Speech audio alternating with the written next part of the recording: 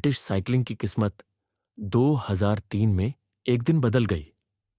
संगठन जो great Britain में पेशेवर साइकिलिंग के लिए शासी निकाय था, ने हाल ही में डेव ब्रेल्सफोर्ड को अपना नया प्रदर्शन निदेशक नियुक्त किया था। उस समय ग्रेट ब्रिटेन में पेशेवर साइकिलिस्ट लगभग 100 साल तक औसत दर्जे की स्थिति में रहे थे। 1908 से ब्रिटिश राइडर्स ने ओलंपिक खेलों में सिर्फ एक स्वर्ण पदक जीता था और साइकिलिंग की सबसे बड़ी दौड़ टूर डी फ्रांस में उनका प्रदर्शन और भी खराब रहा था। 110 वर्षों में किसी भी ब्रिटिश साइकिलिस्ट ने कभी भी इस प्रतियोगिता को नहीं जीता था। वास्तव में ब्रिटिश राइडर्स का प्रदर्शन इतना निराशाजनक था कि यूरोप के शीर्ष बाइक निर्माताओं में से एक ने टीम को बाइक बेचने से इनकार कर दिया, क्योंकि उन्हें डर था कि अगर अन्य पेशेवर ब्रिटिशों को उनके गियर का उपयोग करते हुए देखेंगे तो इससे बिक्री प्रभावित होगी। ब्रिटिश साइकिलिंग को एक नए रास्ते पर लाने के लिए ब्रेल्सफोर्ड को काम पर रखा गया था। पिछले कोचों से उन्हें अलग बनाने वाली बात थी एक रणनीति के प्रति उनकी निरंतर प्रतिबद्धता, जिसे उन्होंने सीमांत लाभों का एकत्रीकरण कहा, जो कि आपके द्वारा किए जाने वाले हर काम में सुधार के एक छोटे से मार्जिन की खोज करने का दर्शन था। ब्रेल्सफोर्ड ने कहा, पूरा सिद्धांत इस विचार से आया कि यदि आप बाइक चलाने में लगने वाली हर चीज को तोड़ते हैं और फिर उसमें 1% सुधार करते हैं, तो आप उन सभी को एक साथ रखने पर एक महत्वपूर्ण वृद्धि प्राप्त करेंगे। ब्रेल्सफोर्ड और उनके कोचों ने छोटे छोटे समायोजन करके शुरुआत की, जो आप एक पेशेवर साइकिलिंग टीम से उम्मीद कर सकते हैं। उन्होंने बाइक की सीटों को फिर से डिजाइन किया ताकि वे अधिक आरामदायक हों और बेहतर पकड़ के लिए टायरों पर अल्कोहल रगड़ा। उन्होंने सवारों को सवारी करते समय आदर्श मांसपेशियों के तापमान को बनाए रखने के लिए विद्युत रूप से गर्म ओवरशॉट्स पहनने के लिए कहा और प्रत्येक एथलीट किसी विशेष कसरत पर कैसे प्रतिक्रिया करता है, इसकी निगरानी के लिए बायोफीडबैक सेंसर का उपयोग किया। टीम ने एक विंड टनल में विभिन्न कपड़ों का परीक्षण किया और अपने आउटडोर सवारों को इंडोर रेसिंग सूट में बदल दिया, जो हल्के और अधिक वायुगतिकीय साबित हुए। लेकिन वे यहीं नहीं रुके। ब्रेल्सफोर्ड और उनकी टीम ने अनदेखे और अप्रत्याशित क्षेत्रों में 1% सुधार पाया। उन्होंने विभिन्न प्रकार के मसाज जेल का परीक्षण किया ताकि यह देखा जा सके कि कौन सा जेल सबसे तेज मांसपेशियों की रिकवरी करता है। उन्होंने प्रत्येक राइडर को हाथ धोने का सबसे अच्छा तरीका सिखाने के लिए एक सर्जन को काम पर रखा ताकि सर्दी लगने की संभावना कम हो सके। उन्होंने तकिए और गद्दे के प्रकार का निर्धारण किया, जिससे प्रत्येक राइडर को रात में सबसे अच्छी नींद आए। उन्होंने टीम ट्रक के अंदर का हिस्सा भी सफेद रंग से रंगा, जिससे उन्हें धूल के छोटे छोटे कण दिखने में मदद मिली, जो आमतौर पर किसी का ध्यान नहीं जाता, लेकिन बारीक ट्यून की गई बाइक के प्रदर्शन को खराब कर सकता है। जैसे जैसे ये और सैकड़ों अन्य छोटे छोटे सुधार एकत्रित होते गए, परिणाम किसी की कल्पना से भी तेजी से सामने आए। ब्रेल्सफोर्ड के कार्यभार संभालने के 5 साल बाद ही ब्रिटिश साइकिलिंग टीम ने बीजिंग में 2008 के ओलंपिक खेलों में सड़क और ट्रैक साइकिलिंग स्पर्धाओं में अपना दबदबा बनाया, जहां उन्होंने उपलब्ध स्वर्ण पदकों में से 60% पदक जीते। 4 साल बाद जब ओलंपिक खेल लंदन में आए, तो ब्रिटेन ने 9 ओलंपिक रिकॉर्ड और 7 विश्व रिकॉर्ड स्थापित करके मानक को और ऊंचा कर दिया। उसी वर्ष ब्रैडली विगिंस टूर डी फ्रांस जीतने वाले पहले ब्रिटिश साइकिल चालक बने। अगले वर्ष उनके साथी क्रिस फ्रूम ने दौड़ जीती और उन्होंने 2015, 2016 और 2017 में फिर से जीत हासिल की, जिससे ब्रिटिश टीम को 6 वर्षों में 5 टूर डी फ्रांस जीत मिली। 2007 से 2017 तक 10 साल की अवधि के दौरान ब्रिटिश साइकिल चालकों ने 178 विश्व चैंपियनशिप और 66 ओलंपिक या पैरालंपिक स्वर्ण पदक जीते और 5 टूर डी फ्रांस जीत हासिल की, जिसे व्यापक रूप से साइकिलिंग इतिहास में सबसे सफल रन माना जाता है। यह कैसे होता है? पहले के साधारण एथलीटों की एक टीम छोटे छोटे बदलावों के साथ विश्व चैंपियन कैसे बन जाती है, जो पहली नजर में सबसे मामूली अंतर ला सकते हैं? छोटे छोटे सुधार ऐसे उल्लेखनीय परिणाम क्यों देते हैं और आप इस दृष्टिकोण को अपने जीवन में कैसे दोहरा सकते हैं। छोटी छोटी आदतें बड़ा बदलाव क्यों लाती हैं? किसी एक महत्वपूर्ण क्षण के महत्व को कम आंकना और दैनिक आधार पर छोटे छोटे सुधार करने के महत्व को कम आंकना बहुत आसान है। अक्सर हम खुद को यह समझाते हैं कि बड़ी सफलता के लिए बड़े पैमाने पर कार्रवाई की आवश्यकता होती है, चाहे वह वजन कम करना हो, व्यवसाय बनाना हो, किताब लिखना हो, चैंपियनशिप जीतना हो या कोई अन्य लक्ष्य हासिल करना हो। हम खुद पर कुछ ऐसा जबरदस्त सुधार करने का दबाव डालते हैं जिसके बारे में हर कोई बात करे। इस बीच 1% का सुधार विशेष रूप से उल्लेखनीय नहीं है। कभी कभी यह ध्यान देने योग्य भी नहीं होता, लेकिन यह कहीं अधिक सार्थक हो सकता है, खासकर लंबे समय में। समय के साथ एक छोटा सा सुधार जो अंतर ला सकता है, वह आश्चर्यजनक है। गणित इस प्रकार काम करता है। यदि आप 1 वर्ष तक हर दिन 1% बेहतर हो सकते हैं, तो आप समाप्त होने तक 37 गुना बेहतर हो जाएंगे। इसके विपरीत, यदि आप 1 वर्ष तक हर दिन 1% खराब होते हैं, तो आप लगभग शून्य पर पहुंच जाएंगे। जो एक छोटी सी जीत या एक छोटी सी असफलता के रूप में शुरू होता है, वह बहुत बड़ी चीज में बदल जाता है। आदतें आत्म सुधार का चक्रवृद्धि ब्याज है। जिस तरह से चक्रवृद्धि ब्याज से पैसा बढ़ता है, उसी तरह आपकी आदतों के प्रभाव भी बढ़ते हैं जैसे जैसे आप उन्हें दोहराते हैं। वे किसी भी दिन बहुत कम अंतर करते हैं, लेकिन फिर भी वे महीनों और वर्षों में जो प्रभाव देते हैं, वह बहुत बड़ा हो सकता है। ये केवल 2, 5 या शायद 10 साल बाद पीछे देखने पर ही स्पष्ट रूप से स्पष्ट होता है कि अच्छी आदतों का मूल्य और बुरी आदतों की कीमत क्या है। दैनिक जीवन में इस अवधारणा को समझना मुश्किल हो सकता है। हम अक्सर छोटे बदलावों को अनदेखा कर देते हैं क्योंकि वे उस समय बहुत मायने नहीं रखते। अगर आप अभी थोड़ा पैसा बचाते हैं, तो भी आप करोड़पति नहीं हैं। अगर आप लगातार 3 दिन जिम जाते हैं, तो भी आप फिट नहीं हैं। अगर आप आज रात 1 घंटे के लिए मंदारिन पढ़ते हैं, तो भी आपने भाषा नहीं सीखी है। हम कुछ बदलाव करते हैं, लेकिन परिणाम कभी भी जल्दी नहीं आते हैं और इसलिए हम अपनी पिछली दिनचर्या में वापस चले जाते हैं। दुर्भाग्य से परिवर्तन की धीमी गति भी बुरी आदत को छोड़ना आसान बनाती है। अगर आप आज अस्वास्थ्यकर भोजन खाते हैं, तो वजन ज्यादा नहीं बढ़ता। अगर आप आज देर रात काम करते हैं और अपने परिवार को अनदेखा करते हैं, तो वे आपको माफ कर देंगे। अगर आप टाल मटोल करते हैं और अपने प्रोजेक्ट को कल तक के लिए टालते हैं, तो आमतौर पर इसे बाद में पूरा करने का समय होगा। एक भी निर्णय को खारिज करना आसान है, लेकिन जब हम खराब निर्णयों को दोहराते हुए, छोटी छोटी गलतियों को दोहराते हुए और छोटे छोटे बहाने बनाते हुए दिन ब दिन 1% गलतियां दोहराते हैं, तो हमारे छोटे छोटे विकल्प विषाक्त परिणामों में बदल जाते हैं। ये कई गलत कदमों का संचय है, यहां वहां 1% की गिरावट, जो अंततः एक समस्या की ओर ले जाती है।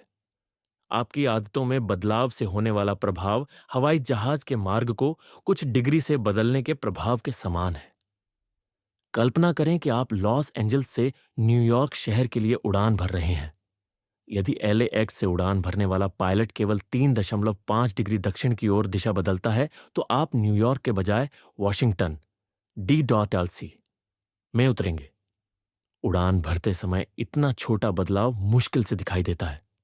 हवाई जहाज की नाक केवल कुछ फीट चलती है, लेकिन जब पूरे संयुक्त राज्य अमेरिका में देखा जाता है, तो आप सैकड़ों मील दूर हो जाते हैं। इसी तरह आपकी दैनिक आदतों में थोड़ा सा बदलाव आपके जीवन को एक बहुत ही अलग गंतव्य की ओर ले जा सकता है। 1% बेहतर या 1% खराब विकल्प चुनना उस समय महत्वहीन लगता है, लेकिन जीवन भर के क्षणों में ये विकल्प यह निर्धारित करते हैं कि आप कौन हैं और आप क्या बन सकते हैं।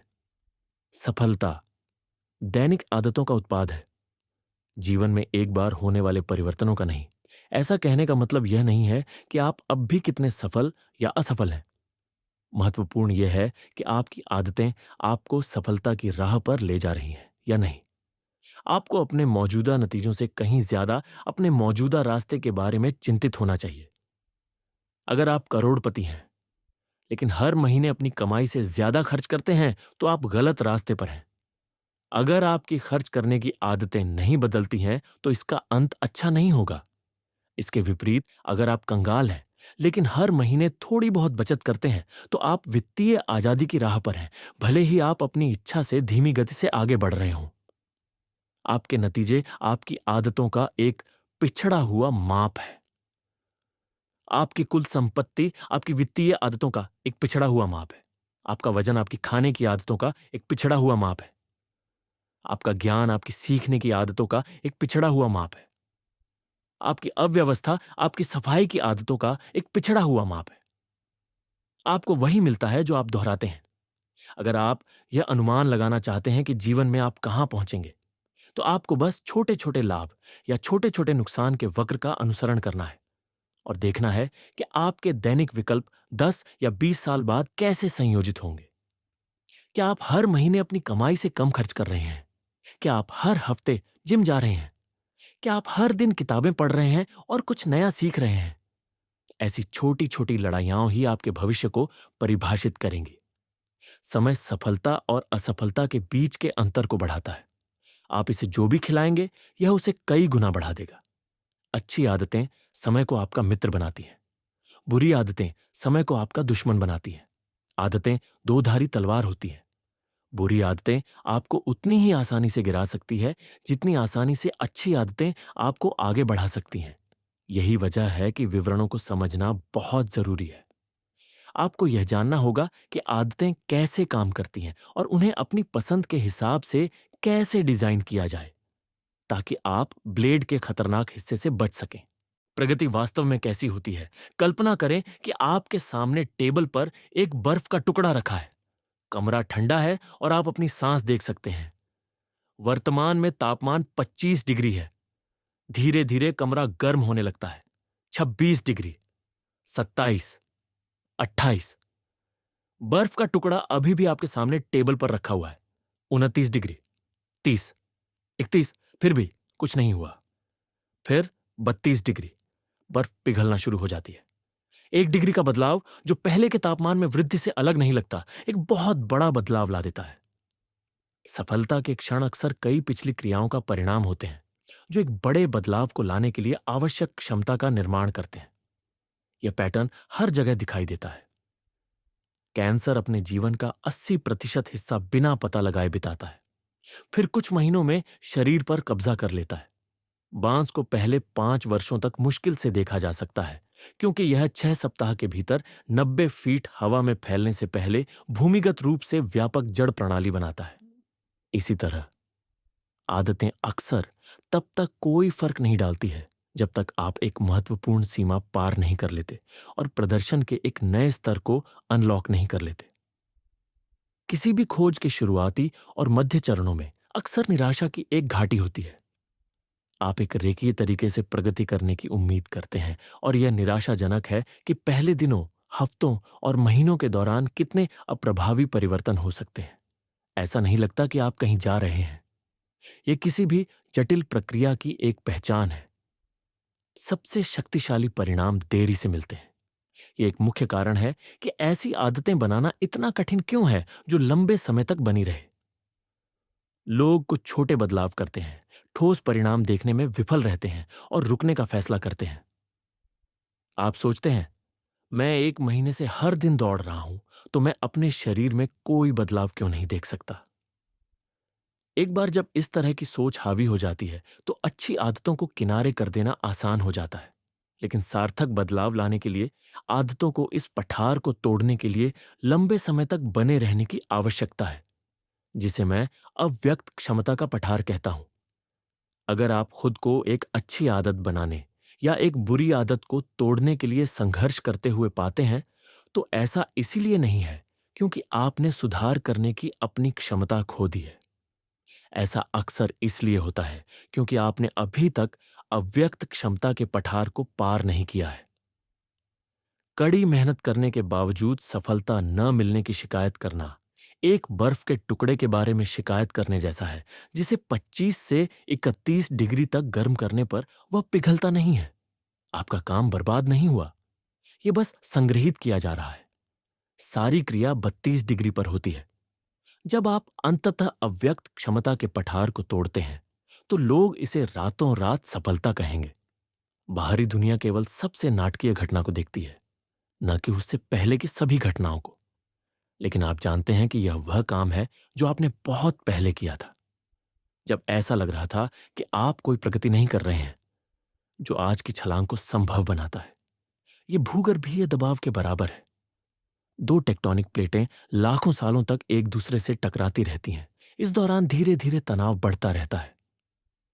फिर एक दिन वे एक दूसरे से फिर से टकराती हैं, उसी तरह जैसे वे सदियों से टकराती रही है। लेकिन इस बार तनाव बहुत ज्यादा है।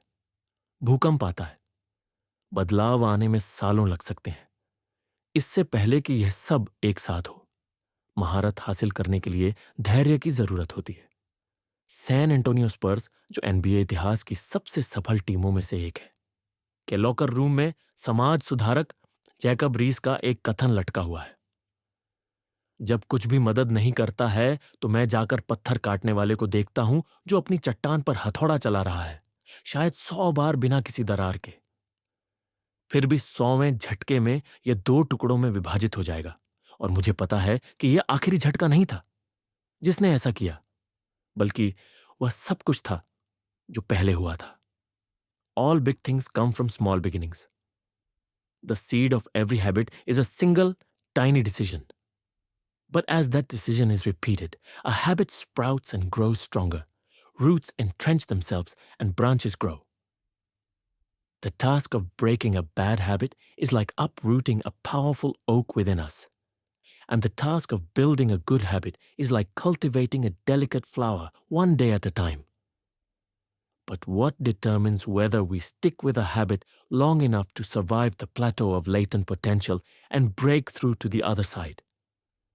What is it that causes some people to slide into unwanted habits and enables others to enjoy the compounding effects of good ones? लक्ष्यों को भूल जाइए। इसके बजाय सिस्टम पर ध्यान दीजिए।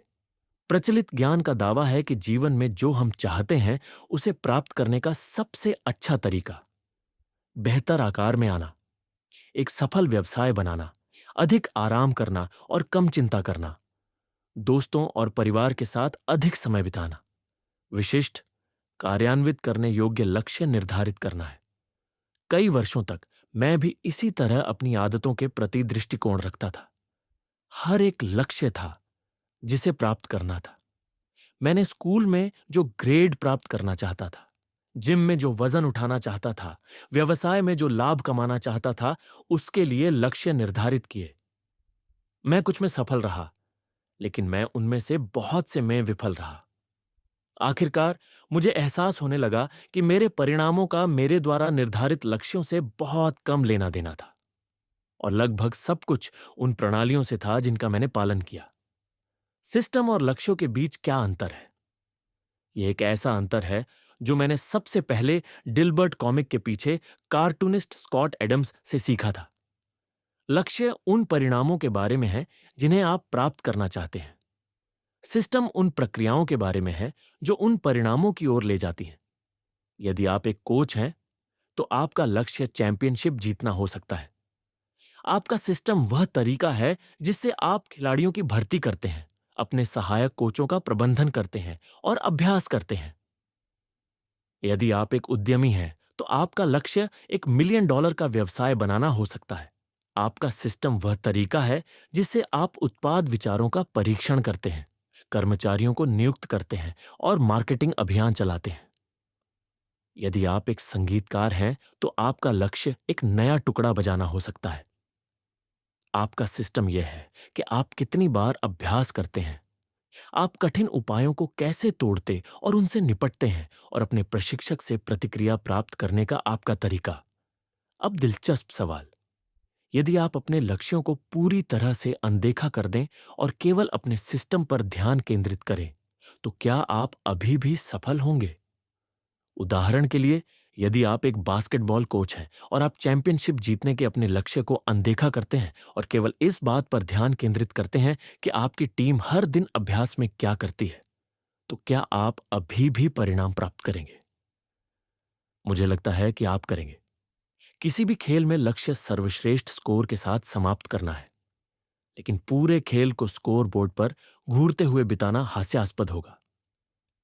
वास्तव में जीतने का एकमात्र तरीका हर दिन बेहतर होता जाना है।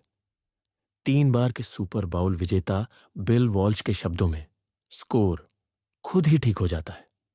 जीवन के अन्य क्षेत्रों के लिए भी यही सच है। यदि आप बेहतर परिणाम चाहते हैं तो लक्ष्य निर्धारित करना भूल जाए। इसके बजाय अपने सिस्टम पर ध्यान केंद्रित करें। मेरा इससे क्या मतलब है? क्या लक्ष्य पूरी तरह से बेकार है? बिल्कुल नहीं। लक्ष्य दिशा निर्धारित करने के लिए अच्छे हैं, लेकिन सिस्टम प्रगति करने के लिए सबसे अच्छे हैं। जब आप अपने लक्ष्यों के बारे में सोचने में बहुत अधिक समय लगाते हैं और अपने सिस्टम को डिजाइन करने में पर्याप्त समय नहीं लगाते हैं, तो कुछ समस्याएं उत्पन्न होती हैं। समस्या एक, विजेताओं और हारने वालों के लक्ष्य एक जैसे होते हैं। लक्ष्य निर्धारण में उत्तरजीविता पूर्वाग्रह का गंभीर मामला है। हम उन लोगों पर ध्यान केंद्रित करते हैं जो जीतते हैं, उत्तरजीवी, और गलती से मान लेते हैं कि महत्वाकांक्षी लक्ष्यों ने उन्हें सफलता दिलाई, जबकि उन सभी लोगों को अनदेखा कर देते हैं जिनका उद्देश्य समान था लेकिन वे सफल नहीं हुए। हर ओलंपियन स्वर्ण पदक जीतना चाहता है, हर उम्मीदवार नौकरी पाना चाहता है, और अगर सफल और असफल लोगों के लक्ष्य एक जैसे हैं तो लक्ष्य वह नहीं हो सकता जो विजेताओं को हारने वालों से अलग करता है। टूर डी फ्रांस जीतने का लक्ष्य नहीं था जिसने ब्रिटिश साइकिल चालकों को खेल के शीर्ष पर पहुंचा दिया।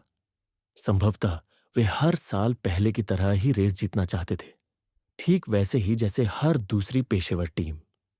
लक्ष्य हमेशा से ही था। ये केवल तब हुआ जब उन्होंने निरंतर छोटे सुधारों की एक प्रणाली लागू की जिससे उन्हें एक अलग परिणाम मिला। समस्या दो, लक्ष्य प्राप्त करना केवल एक क्षणिक परिवर्तन है। कल्पना करें कि आपके पास एक गंदा कमरा है और आप इसे साफ करने का लक्ष्य निर्धारित करते हैं। अगर आप साफ सफाई के लिए ऊर्जा जुटाते हैं तो आपके पास अब भी के लिए एक साफ कमरा होगा। लेकिन अगर आप वही लापरवाह पैक राइट आदतें बनाए रखते हैं जिसकी वजह से पहले कमरा गंदा था, तो जल्द ही आप अव्यवस्था के एक नए ढेर को देखेंगे और प्रेरणा के एक और विस्फोट की उम्मीद करेंगे। आप उसी परिणाम का पीछा करते रह जाते हैं क्योंकि आपने इसके पीछे की प्रणाली को कभी नहीं बदला। आपने कारण को संबोधित किए बिना लक्षण का इलाज किया। लक्ष्य प्राप्त करने से केवल कुछ समय के लिए आपका जीवन बदल जाता है। सुधार के बारे में यही विरोधाभासी बात है। हमें लगता है कि हमें अपने परिणाम बदलने की जरूरत है, लेकिन परिणाम समस्या नहीं है। हमें वास्तव में उन प्रणालियों को बदलने की जरूरत है जो उन परिणामों का कारण बनती है। जब आप परिणाम स्तर पर समस्याओं का समाधान करते हैं तो आप उन्हें केवल अस्थायी रूप से हल करते हैं। अच्छे के लिए सुधार करने के लिए आपको सिस्टम स्तर पर समस्याओं का समाधान करने की आवश्यकता है। इनपुट को ठीक करें और आउटपुट खुद ही ठीक हो जाएंगे। समस्या 3, लक्ष्य आपकी खुशी को सीमित करते हैं। किसी भी लक्ष्य के पीछे अंतर्निहित धारणा यह है, एक बार जब मैं अपने लक्ष्य तक पहुंच जाऊंगा तो मैं खुश हो जाऊंगा। लक्ष्य प्रथम मानसिकता के साथ समस्या यह है कि आप लगातार अगले मील के पत्थर तक खुशी को टालते रहते हैं। मैं इस जाल में इतनी बार फंस चुका हूं कि मुझे गिनती ही नहीं आती।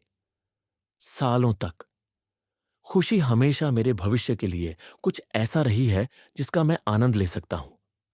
मैंने खुद से वादा किया था कि एक बार जब मैं 20 पाउंड की मांसपेशियां हासिल कर लूंगा या जब मेरा व्यवसाय न्यूयॉर्क टाइम्स में छपेगा तो मैं आखिरकार आराम कर सकूंगा। इसके अलावा लक्ष्य एक या तो या संघर्ष पैदा करते हैं। या तो आप अपना लक्ष्य प्राप्त करते हैं और सफल होते हैं, या आप असफल होते हैं और आप निराश होते हैं। आप मानसिक रूप से खुद को खुशी के एक संकीर्ण संस्करण में बांध लेते हैं। यह गलत दिशा में जाने वाला है। यह संभावना नहीं है कि जीवन के माध्यम से आपका वास्तविक मार्ग आपके दिमाग में उस सटीक यात्रा से मेल खाएगा जो आपने शुरू करते समय सोचा था। जब सफलता के कई रास्ते हैं तो अपनी संतुष्टि को एक परिदृश्य तक सीमित रखना कोई मतलब नहीं रखता। सिस्टम प्रथम मानसिकता इसका प्रतिकारक प्रदान करती है। जब आप उत्पाद के बजाय प्रक्रिया से प्यार करने लगते हैं तो आपको खुद को खुश होने की अनुमति देने के लिए इंतजार नहीं करना पड़ता। आप जब भी अपना सिस्टम चला रहे हों तब संतुष्ट हो सकते हैं और एक सिस्टम कई अलग अलग रूपों में सफल हो सकता है, न कि केवल वह जिसकी आपने पहली बार कल्पना की थी। समस्या 4, लक्ष्य दीर्घकालिक प्रगति के विपरीत है। अंत में एक लक्ष्य उन्मुख मानसिकता एक यो यो प्रभाव पैदा कर सकती है। कई धावक महीनों तक कड़ी मेहनत करते हैं, लेकिन जैसे ही वे फिनिश लाइन पार करते हैं, वे प्रशिक्षण बंद कर देते हैं। दौड़ अब उन्हें प्रेरित करने के लिए नहीं है। जब आपकी सारी मेहनत एक खास लक्ष्य पर केंद्रित होती है, तो इसे हासिल करने के बाद आपको आगे बढ़ाने के लिए क्या बचता है? यही कारण है कि कई लोग लक्ष्य हासिल करने के बाद खुद को अपनी पुरानी आदतों में वापस पाते हैं। लक्ष्य निर्धारित करने का उद्देश्य खेल जीतना है। सिस्टम बनाने का उद्देश्य खेल को जारी रखना है।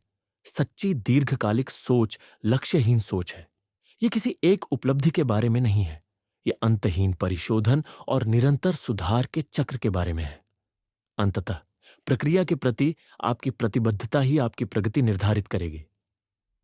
परमाणु आदतों की एक प्रणाली, अगर आपको अपनी आदतें बदलने में परेशानी हो रही है, तो समस्या आप नहीं है, समस्या आपकी प्रणाली है।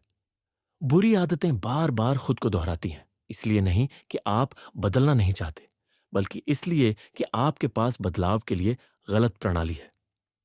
आप अपने लक्ष्यों के स्तर तक नहीं पहुंचते, आप अपनी प्रणालियों के स्तर तक गिर जाते हैं। किसी एक लक्ष्य के बजाय समग्र प्रणाली पर ध्यान केंद्रित करना इस पुस्तक के मुख्य विषयों में से एक है। यह परमाणु शब्द के पीछे के गहरे अर्थों में से एक है। अब तक आप शायद समझ गए होंगे कि परमाणु आदत एक छोटे से बदलाव, मामूली लाभ, एक प्रतिशत सुधार को संदर्भित करती है। लेकिन परमाणु आदतें कोई पुरानी आदतें नहीं हैं, चाहे वे कितनी भी छोटी क्यों ना हो। वे छोटी आदतें हैं जो एक बड़ी प्रणाली का हिस्सा है। जैसे परमाणु अणुओं के निर्माण खंड होते हैं, वैसे ही परमाणु आदतें उल्लेखनीय परिणामों के निर्माण खंड हैं। आदतें हमारे जीवन के परमाणुओं की तरह हैं। प्रत्येक एक मौलिक इकाई है जो आपके समग्र सुधार में योगदान देती है।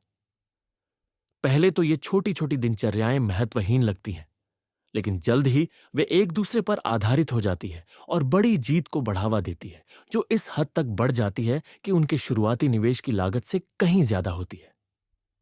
वे छोटी और शक्तिशाली दोनों हैं। परमाणु आदतों के वाक्यांश का यही अर्थ है, एक नियमित अभ्यास या दिनचर्या जो न केवल छोटी और करने में आसान है, बल्कि अविश्वसनीय शक्ति का स्रोत भी है। यौगिक विकास की प्रणाली का एक घटक। आज सैटरडे